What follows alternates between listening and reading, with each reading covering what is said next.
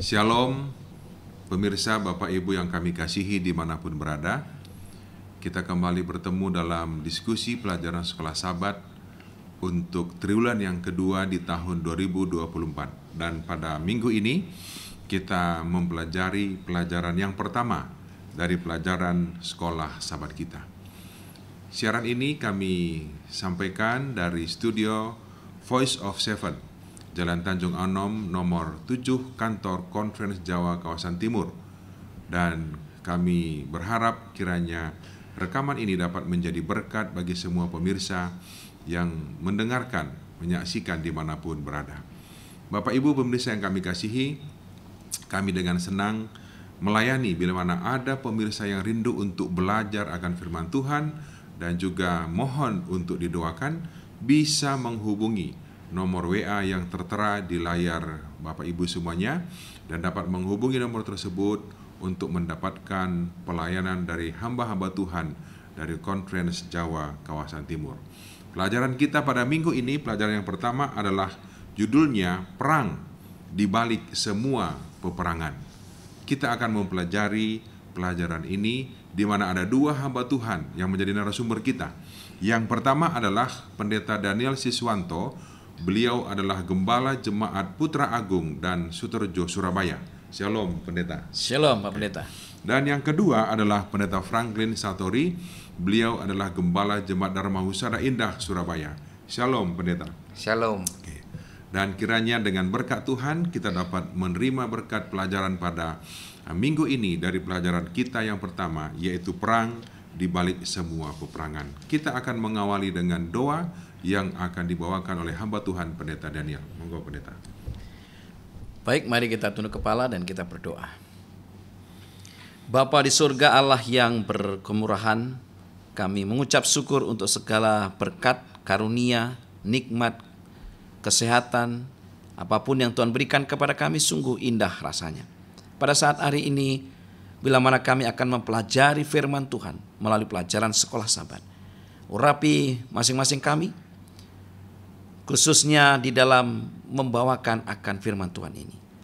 Kiranya Roh Kudus Tuhan menuntun kami dan memampukan kami untuk mengerti dan memahami akan firman ini, menyampaikannya dengan baik, dan pemirsa dimanapun berada boleh terberkati. Berkati hamba Tuhan Pendeta Victor Sinuaji, berkati Pendeta Franklin Satori dan juga hambamu. Terima kasih ya Tuhan, kami siap untuk mempelajari firman Tuhan mulai pelajaran sekolah Sabat ini. Di dalam nama Yesus kami berdoa. Amin. Amin. Pemirsa yang kami kasihi, dalam Wahyu 12 ayat 7 dan 8 sebagai ayat daripada pelajaran kita sepanjang minggu ini dikatakan, maka timbullah peperangan di surga. Mikael dan malaikat-malaikatnya berperang melawan naga itu, dan naga itu dibantu oleh malaikat-malaikatnya. Tetapi mereka tidak dapat bertahan. Mereka tidak mendapat tempat lagi di surga. Kalau kita bicara tentang perang, mungkin ada atau kita belum pernah ikut dalam perang atau melihat, menyaksikan atau mengalami perang. Tapi jangan lupa bahwa di seluruh dunia ini setiap saat ada perang. Sampai pada hari ini. Namun yang akan kita bicarakan pada saat ini adalah mungkin bukan peperangan secara fisik atau menggunakan segala alat kecanggihan teknologi. Dan itulah yang akan kita pelajari dan yang akan disimpulkan oleh kedua hamba Tuhan ini, di mana bagian yang pertama akan disimpulkan oleh Pendeta Daniel. Silakan Pendeta Daniel. Baik, terima kasih Pak Pendeta Sinuaji. Pemirsa, di pelajaran hari Minggu kita akan melihat dasar dari peperangan ini. Yang menarik adalah di pelajaran hari Minggu ini tentang perang di surga. Ya. Ayatnya di dalam Wahyu pasal 12 ayat 7 sampai dengan 8. Maka timbullah peperangan di surga. Mikael dan malaikat-malaikatnya berperang melawan naga itu. Dan naga itu dibantu oleh malaikat-malaikatnya. Tetapi mereka tidak dapat bertahan. Mereka tidak mendapat tempat lagi di surga. Sangat menarik. Di surga, tempat yang dipenuhi dengan kemuliaan, kesucian, ada peperangan, ada kejahatan, ada dosa. Pertanyaannya, bagaimana asal mula kejahatan atau dosa itu? Yang pertama, Allah tidak menciptakan iblis. kita harus pahami bahwa Allah tidak menciptakan iblis. Allah menciptakan makhluk yang memiliki kecerdasan, yang mempesona, yang bernama Lucifer. Nah, makhluk malaikat ini yang diciptakan sempurna ini, termasuk di dalam kesempurnaannya adalah makhluk yang bebas untuk memilih. Sebuah prinsip dasar dari pemerintahan Allah yang dijalankannya, yaitu kasih, bukan paksaan. Yang kedua, kenapa kejahatan bisa timbul? Dosa berasal dari Lucifer di surga itu sendiri. Tetapi fakta bahwa Allah tidak menciptakan iblis karena yang diciptakan Allah adalah sempurna, tapi ternyata muncul dosa yang berasal dari Lucifer yang di surga itu. Memang tidak ada penjelasan secara logis mengapa malaikat yang sempurna ini membiarkan kesombongan dan kecemburuan berakar dalam hatinya yang akhirnya bertumbuh menjadi sebuah pemberontakan. Tetapi jawaban dari pertanyaan mengapa atau bagaimana asal mula kejahatan atau dosa ini muncul, yang ketiga adalah Lucifer, makhluk ciptaan, menginginkan penyembahan yang hanya dimiliki oleh Sang Pencipta. Di dalam Yesaya 28 ayat 12 sampai dengan 15, Yesaya 14 ayat 12 sampai dengan 14 dijelaskan di sana bagaimana Lucifer, makhluk yang diciptakan sempurna itu, menginginkan tempat yang dimiliki oleh Allah itu sendiri. Yaitu apa? Ia ingin disembah. Dan inilah munculnya kejahatan itu. Dan yang keempat, dari kejahatan itu akhirnya timbul pemberontakan yang menyebabkan peperangan terbuka di surga. Wahyu pasal 12 ayat 7 sampai dengan 9. Dan dampak dari peperangan ini dikatakan ada banyak malaikat yang terseret, yang mengikut kepada pihak yang memberontak ini. Hamba Tuhan Ellen G. White dalam Kemenangan Akhir halaman 419 mengatakan, majelis surgawi membujuk Lucifer, anak Allah, mengemukakan di hadapannya kebesaran, kebaikan, dan keadilan pencipta dan sifat hukumnya yang kudus dan yang tidak berubah. Allah sendiri telah menetapkan peraturan surga, dan penyimpangan dari peraturan itu berarti Lucifer menghina penciptanya dan mendatangkan kebinasaan bagi dirinya sendiri. Tetapi amaran yang diberikan dalam kasih dan belas kasihan yang tidak terbatas hanya membangkitkan roh penolakan. Jadi memang menarik ini, Lucifer, malaikat yang sempurna itu, karena itu ciptaan, diberikan kebebasan. Dan seringkali kebebasan yang diberikan membuat orang jadi tidak terkendali. Seakan-akan namanya bebas, 100% bebas. Tetapi ingat, selalu ada konsekuensi dari pilihan-pilihan kita. Nah, itu di pelajaran hari Minggu. Lalu lanjut kepada pelajaran hari Senin. Akhirnya Lucifer ini menjadi seorang penipu dikatakan. Ya. Wahyu 12 ayat 4. Dan ekornya menyeret sepertiga dari bintang-bintang di langit dan melemparkannya ke atas bumi. Luar biasa pengaruhnya. Sepertiga malaikat mengikut akan Lucifer ini. Artinya mereka tertipu oleh gerakan daripada Lucifer. Pertanyaan berikutnya adalah, apakah ini memang perang fisik atau perang ide atau keduanya? Pelajaran kita mengatakan konflik ini, ya, kita tidak tahu detailnya, tetapi konflik ini bersifat fisik. Buktinya apa? Buktinya iblis bersama dengan sepertiga malaikat itu diusir. Walaupun pada prakteknya hari ini kita melihat bagaimana peperangan itu tidak hanya sekedar fisik. Sejarah mencatat bahwa ketika iblis menggunakan kuasanya untuk menghancurkan umat-umat Tuhan dengan fisik, tetapi ternyata banyak umat-umat Tuhan yang baru yang terus bertumbuh. Satu hal yang pasti tentang perang di surga adalah setiap malaikat harus memutuskan untuk mendukung atau menentang Kristus. Siapa yang akan mereka ikuti? Dan hari ini juga seperti itu. Ya. Sepertiga malaikat surga memilih mendengarkan suara Lucifer dan tidak taat kepada Allah, konsekuensinya mereka kehilangan surga. Lalu, apakah prinsip fundamental dari manusia yang diciptakan Tuhan dalam konteks pertentangan? Kita bisa baca secara lengkap nanti di pelajaran sekolah sahabat kita melalui Kejadian pasal 2 ayat 15 sampai dengan 17, Keluaran 32 ayat 26, Yosua 24 ayat 15, 1 Raja-Raja 18 ayat 20 sampai dengan 21, dan Wahyu 22 ayat 17. Apa ini prinsip dasarnya? Pertama, ketika Tuhan menciptakan manusia, Dia menanamkan di dalam otak manusia itu kemampuan untuk berpikir, bernalar, dan memilih. Inilah hebatnya manusia. Diberikan kelebihan daripada ciptaan yang lain, yaitu kemampuan untuk berpikir, untuk bernalar, dan memilih. Ini prinsip dasar dari Tuhan menciptakan manusia itu. Yang kedua, manusia diciptakan menurut gambar Allah, berbeda dengan hewan. Kita memiliki kemampuan untuk membuat pilihan moral dan hidup dengan prinsip-prinsip spiritual yang kekal. Hari-hari ini kita disibukkan dengan dunia, khususnya di Indonesia, karena ada pertarungan yang sengit di MK tentang etika, tentang moral. Ya. Karena manusia itu diberikan kebebasan untuk itu. Dan pada akhirnya kita akan memilih, kita akan menggunakan moral kita ini tunduk kepada Allah atau tunduk kepada kuasa yang lain. Nah, Lucifer dan malaikatnya memiliki kemampuan moral untuk memilih. Namun, mereka salah menggunakan kuasa memilih yang diberikan Tuhan. Dan itu bisa juga terjadi kepada kita. Kita bisa saja salah menggunakan kuasa untuk memilih itu. Padahal kita diciptakan dengan kemampuan yang luar biasa, dengan derajat yang tinggi sebenarnya dibandingkan dengan makhluk-makhluk yang lain. Nah, di masa kritis dalam sejarah dunia ini kita dipanggil untuk memutuskan apakah kita ini mau memilih Yesus atau kita ini berada di pihak Lucifer yang memberontak.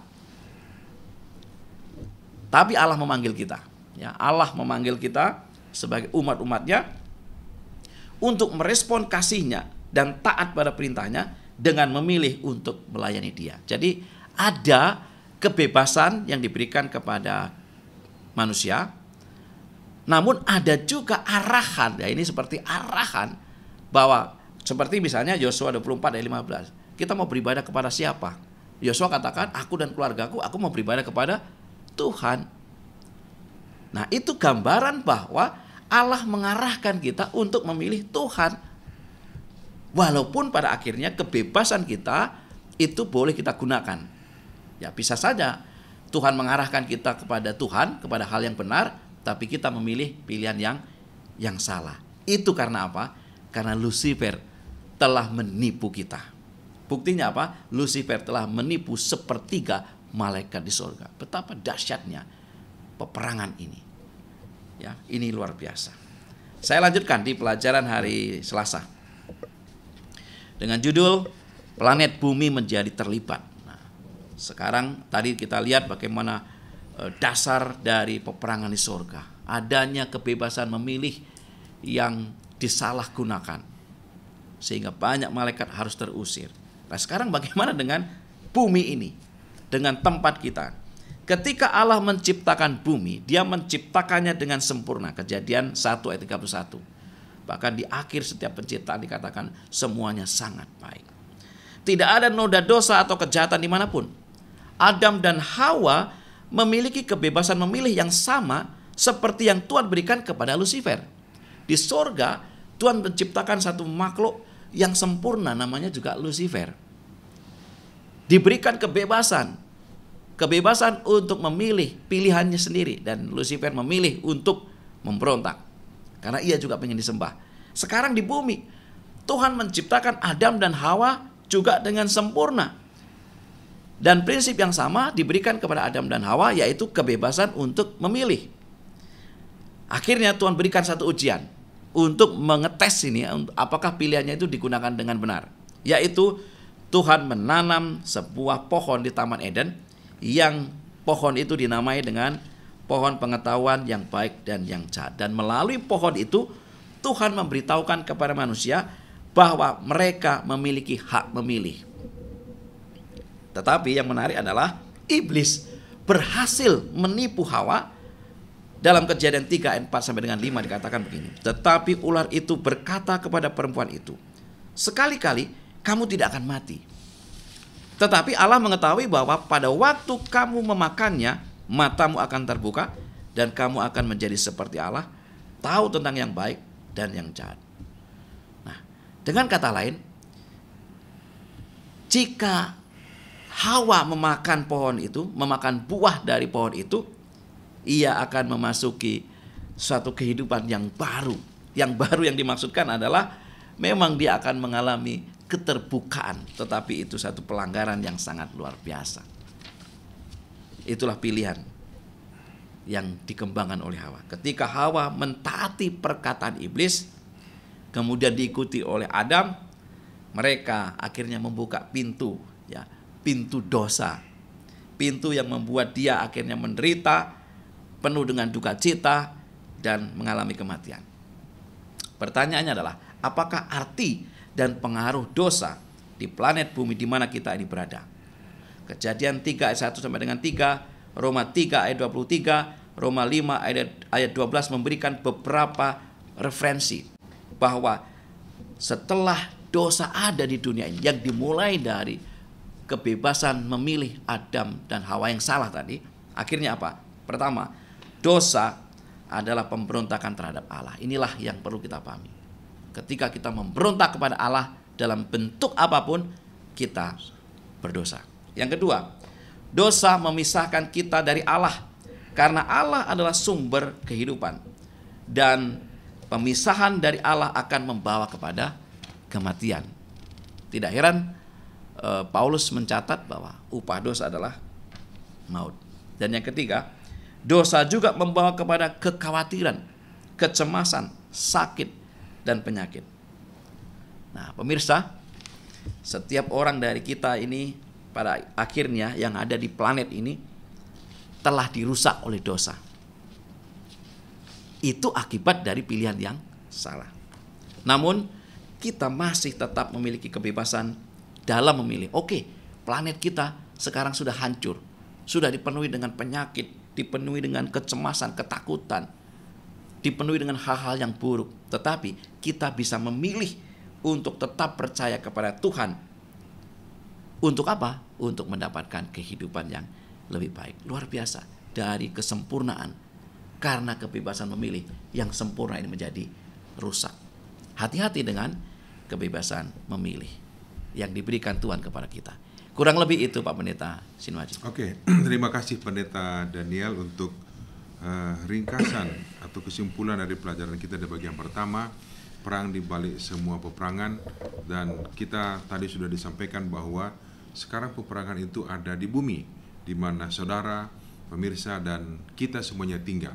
Dan kita akan melihat kesimpulan bagian yang kedua dari pelajaran kita, di mana Pendeta Franklin akan memberikan kesimpulannya. Silakan Pendeta.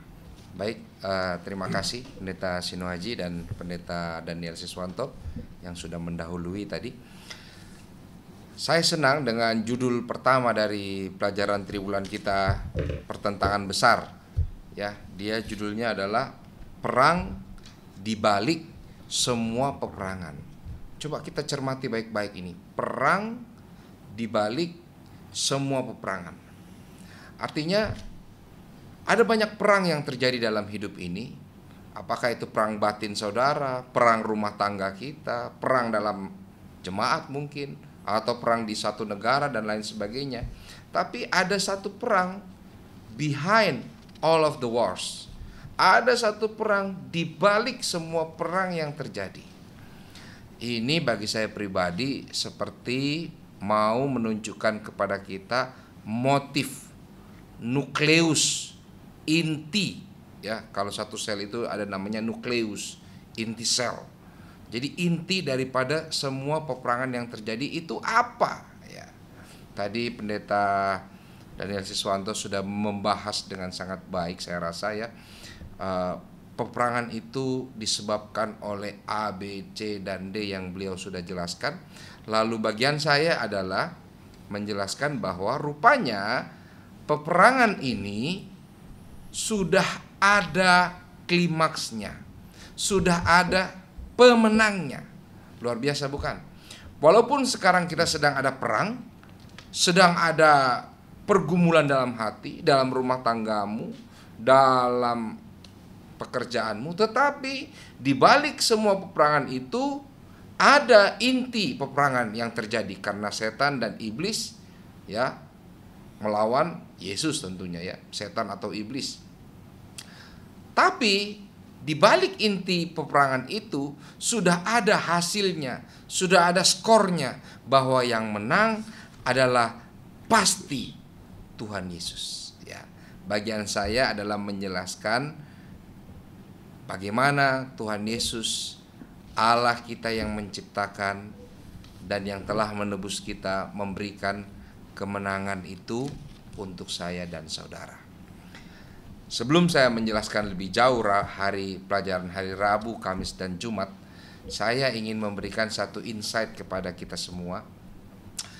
Gereja Advent memiliki satu metode pembelajaran Alkitab dan paling terkenal. Itu adalah metode HGM. HGM itu singkatan dari Historical Grammatical Method atau sejarah lalu grammar ya. Jadi mempelajari Alkitab dengan mencari tahu sejarahnya ya. Tentu kalau berbicara sejarah kita akan terkait dengan satu ilmu lagi namanya arkeolog ya. Arkeologi. Dan yang satu lagi adalah grammar, tata bahasa. Makanya kita belajar bahasa Ibrani, bahasa Yunani, bahasa Aramaik sedikit ada di Alkitab. Itu kita pelajari supaya kita tahu ini maksud penulis apa. Lalu keadaan ketika tulisan itu dituliskan seperti apa. Penerima surat itu siapa. Jadi kita jelas ya. Contoh, saya menuliskan kata aku cinta padamu. Ya, kita harus tahu kepada siapa saya tuliskan itu. Kalau saudara tahu bahwa itu saya tuliskan kepada anak saya, maka cinta yang saudara baca akan berbeda dengan tulisan yang saya tuliskan, aku cinta kepadamu untuk istri saya. Saudara langsung tahu, oh ini Pendeta Franklin tuliskan aku cinta kepadamu kepada anaknya. Cintanya sebagai seorang ayah kepada anak-anak. Tapi ketika itu saudara tahu bahwa untuk istri, ini adalah cinta seorang suami kepada istrinya. Beda. Masalahnya, terjadi masalah adalah yang kita mau belajar tadi adalah peperangan di balik semua peperangan yang terjadi di masa kekekalan. Kejadian pasal 1 sampai pasal 2 lalu pasal 3 itu terjadi di masa kekekalan. Saudara mau buktikan dengan arkeolog apa? Kalau kejadian pasal 6 itu adalah air bah. Ya. Kita tahu sekarang arkeologi sudah banyak menemukan bahwa Bahtera Nuh memang ada dan lain sebagainya. Lalu bangsa Israel keluar dari tanah Mesir itu, laut Tebraunya itu ada, di dalam laut itu ditemukan kereta-kereta tentara Mesir, ketemu, ada. Tapi kalau mau berbicara tentang kejatuhan Adam dan Hawa, saudara mau buktikan dengan apa? Mau pakai skop arkeologi yang model bagaimana? Disinilah dibutuhkan yang namanya iman. Kita masih bisa mempelajari kejadian 1-3 dengan gramatikalnya, bisa. Tapi sejarah bagaimana? Dengan sejarahnya. Skop arkeologi mau buktikan bagaimana? Ya, mungkin bisa tapi agak sulit mungkin ya. Tetapi disinilah bagi pelajar-pelajar Alkitab dibutuhkan iman. Bahwa peperangan itu telah terjadi. Setan telah melawan otoritas Tuhan. Setan telah berulang kali dinasehati, diberitahu Lucifer pada waktu itu ya untuk bertobat, tinggalkan. Nah, ini mau dibuktikan dengan arkeolog bagaimana? Adanya hanya di tulisan Ellen G. White dan tulisan Alkitab. Disinilah para pemirsa, kita perlu yang namanya iman. Kemenangan telah terjadi. Dan kemenangan itu di hari Rabu kita belajar bahwa itu semua terjadi karena kasih Allah. Allah mengasihi Adam dan Hawa. Allah mengasihi kita. Dia mencari saya dan saudara untuk kembali pulang. Lalu kita tiba kepada Yesus yang datang ke dunia ini sebagai manusia. Ibrani 4 ayat 15 katakan, Dia telah dicobai, hanya tidak berbuat dosa. Nah, kalau ini skop arkeolog bisa menemukan bahwa Yesus memang pernah ada di dunia ini, bahwa tulisan para rasul itu ada. Saya pernah belajar waktu itu, ada namanya P54 ya. Itu kalau saya tidak salah P54 atau 29, saya sudah tidak hafal lagi. Itu adalah naskah tertua dari Alkitab dan disimpan itu. Ya, disimpan. Tinggal secari kertas kecil saja itu. Kalau tidak salah itu surat Yohanes yang disimpan itu. Ya. Arkeolog menyebutkan bahwa Yesus ada.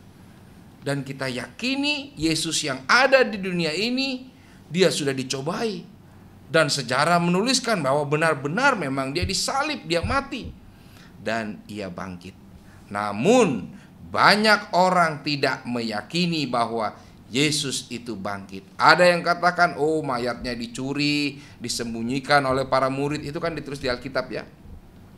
Tetapi kita tahu lebih jauh lagi bahwa Alkitab menuliskan dia bukan disembunyikan mayatnya, bukan diambil oleh para murid, tapi dia bangkit dan memberikan kemenangan bagi saya dan saudara.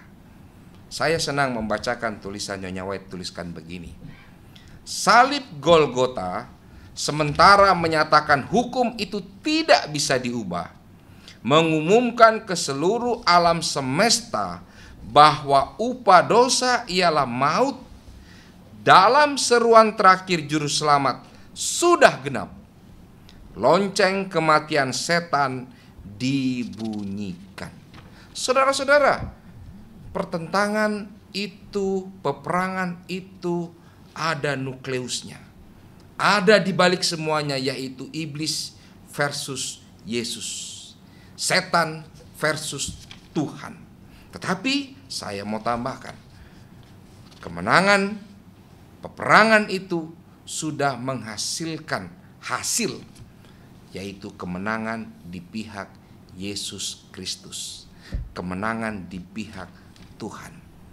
Pertanyaan, tantangan bagi saya dan saudara hari ini, maukah saya dan saudara menerima kemenangan yang Yesus sudah capai, yang Yesus sudah raih dan mau berikan untuk saya dan saudara? Ia sudah menjadi imam besar bagi kita. Ia sudah menjadi perantara. Ia mengambilkan kemenangan itu untuk saya dan saudara. Kenapa? Karena dia cinta, sayang kepada saya dan kita semua. Terima kasih pendeta. Ya, terima kasih Pendeta Franklin. Ada satu yang ingin saya tanyakan nanti. Jadi kita tahu bahwa peperangan itu sekarang bukan di surga, tapi di bumi. Dan medan daripada peperangan itu adalah dalam hati dan pikiran manusia, antara yang baik dan yang jahat. Memang tadi Pendeta Franklin katakan bahwa sudah jelas siapa pemenangnya, yaitu Kristus. Tetapi kenapa manusia, dan khususnya kita sebagai umat Advent Gereja Perkabungan ke-7, bahkan sering kita kalah dalam peperangan itu, bahkan kita memihak mengikuti apa kata setan, padahal kita tahu itu yang kalah. Kenapa kita tidak memilih siapa atau apa yang menang, yaitu Kristus dalam kehidupan kita sebagai umat beragama? Ini mungkin saya tanya bagian terakhir Pendeta Franklin, silakan. Ya, sebenarnya saya besok itu sudah cuti pendeta. Harusnya hari ini saya persiapan untuk pulang ke Manado. Flight saya besok itu jam 7 pagi. Jadi saya harus siap-siap jam 5 pagi itu, setengah 5 saya harus berangkat dari Pastori. Lalu saya ditelepon Pendeta Sunu Haji untuk hari ini kalau bisa syuting untuk Sekolah Sahabat. Saya bergumul antara saya tolak saja atau ya kalau saya tolak pasti Pendeta Sunu Haji akan cari pendeta yang lain. Tapi di lain pihak hati saya bilang begini, ini masih hari Rabu, belum waktu cuti saya. Saya harus melayani. Saya waktu cuti nanti hari Kamis, ya. Hari Kamis betul ya, besok Kamis ya, besok pendeta hari Kamis, ya. Kamis. Hati saya bergumul. Jadi saya lihat, saya pikir tadi jam 10 pendeta. Jadi waktu pendeta telepon, saya lihat lagi WA, jam 9 rupanya. Jadi kembali lagi kepada kita semua. Pertentangan besar itu sudah pasti dimenangkan oleh Yesus. Sudah pasti, jaminan 100%. Tapi dikembalikan lagi kepada kita semua. Kita tersentuh enggak oleh kasih Yesus? Kita tersentuh enggak oleh berkat jaminan yang Tuhan sudah berikan kepada saya dan saudara? Saya ketika mendapatkan tugas itu, saya katakan dalam hati saya, saya enggak boleh tolak karena belum jam cuti saya. Bahkan kalaupun cuti, kadang-kadang kita diminta khotbah pun tetap kita melayani, pendeta ya. Harus melayani. Apa ada anggota yang sakit atau apa, tetap kita layani. Jadi bagi saya pribadi, pendeta, ketika saya mendapatkan tugas ini, saya bergumur. Padahal saya juga lagi sibuk di rumah untuk siapkan banyak hal. Saya katakan, saya enggak boleh. Tuhan Yesus sudah melayani saya, sudah memberkati hidup saya, sudah menuntun saya. Kok saya cuma rekaman yang paling lama 2 jam dengan persiapan dan jalan pulang pergi ya paling 2 jam, masa nggak bisa. Jadi saya pikir Tuhan, saya nggak mau, saya harus datang. Sama dengan kita saudara-saudara, banyak pertentangan di rumah kita, banyak pertentangan kita secara pribadi. Tapi pertanyaannya adalah, kemenangan Yesus bagimu, bagi saya itu berarti apa? Kalau itu menyentuh hati kita, itu menyentuh pikiran kita yang paling dalam, maka saudara akan tahu posisi mana yang saudara harus ambil, harus putuskan supaya kita menang di dalam Yesus. Dan saya percaya ketika kita memilih untuk ikut Yesus, memilih untuk menjadikan Yesus sebagai Raja kita, semua perlengkapan surgawi, Nyonya White katakan, akan diberikan untuk saya dan saudara, untuk kita tetap berdiri teguh di baris kemenangan yang Tuhan sudah berikan kepada kita semua. Terima kasih. Terima kasih. Kita sudah mendengarkan pemaparan dari kedua hamba Tuhan ini, pemirsa sekalian, baik dari Pendeta Daniel maupun Pendeta Franklin, tentang sedikit pelajaran mengenai perang di balik semua peperangan. Kiranya apa yang telah disampaikan dengan pertolongan Roh Kudus dapat menjadi berkat bagi kita semuanya, bahwa peperangan itu sekarang ada dalam hati dan pikiran kita. Pilihlah yang menang, yaitu Kristus, supaya kita pun bisa menang bersama dengan Kristus. Terima kasih Pendeta Daniel, terima kasih Pendeta Franklin. Tuhan memberkati kita semuanya, dan terima kasih pemirsa yang sudah menyaksikan diskusi sekolah sahabat kita pada pelajaran pertama triwulan ini. Tuhan memberkati kita semuanya, dan kita akan tutup dengan doa. Pendeta Franklin akan berdoa. Silakan. Baik, mari kita satu dalam doa.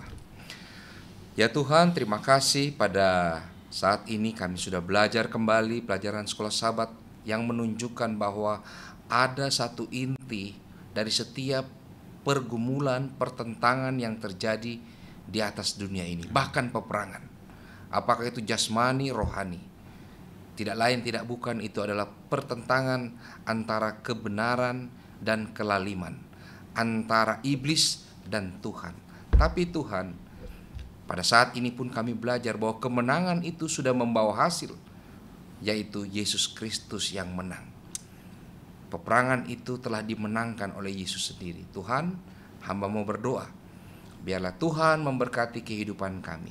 Para pemirsa yang mendengarkan rangkuman video sekolah sahabat ini, Tuhan berkati, sehingga melihat kemenangan yang Yesus sudah berikan untuk kami semua. Maka ketika kami menghadapi setiap peperangan-peperangan yang terjadi, kami tahu bahwa kami harus memilih Yesus. Kami tahu bahwa kami dilindungi, diperlengkapi oleh perlengkapan rohani, perlengkapan surgawi yang Yesus berikan untuk umat-umat-Mu yang berserah kepadamu.